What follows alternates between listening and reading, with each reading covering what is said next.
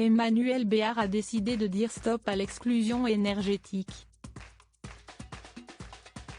Au sein de ce collectif, la comédienne travaille avec 60 organisations de la solidarité, des territoires, de l'écologie, de l'économie et de la recherche pour la lutte contre la précarité énergétique.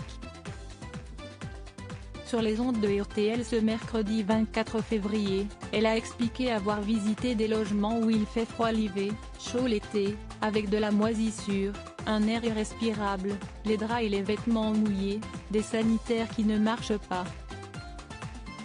Une vision scandaleuse, qu'elle ne supporte pas, et qu'elle ne veut plus voir.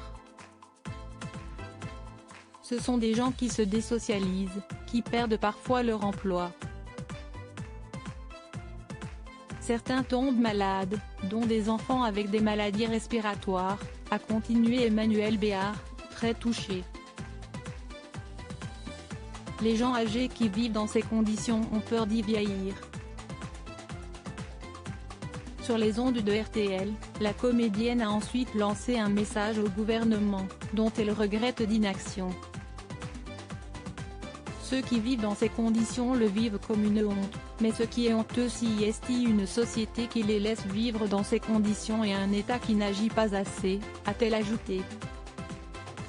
Ambassadrice du collectif Stop à l'exclusion énergétique, Emmanuelle Béard a expliqué son engagement ce mercredi 23 février.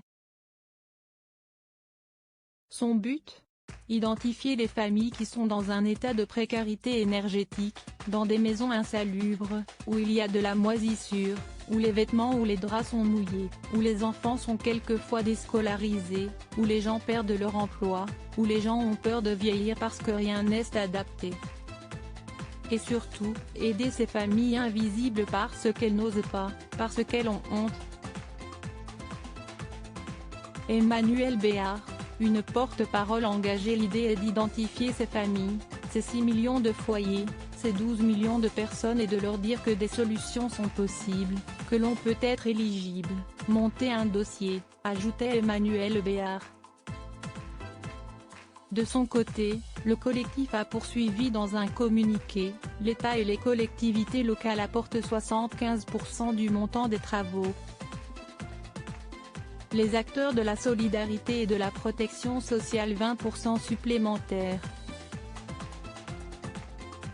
Si l'on décidait de lancer un appel aux dons pour ces familles, parce qu'elles vivent avec moins de 10 € par jour et n'ont donc pas les moyens de payer le reste à charge. La comédienne, profondément touchée par la détresse de ceux qui vivent dans la souffrance, a voulu devenir la porte-parole du collectif. Il manque peu, souvent quelques milliers d'euros par famille, expliquait-elle, malgré l'extraordinaire engagement des pouvoirs publics, des associations et aussi des artisans.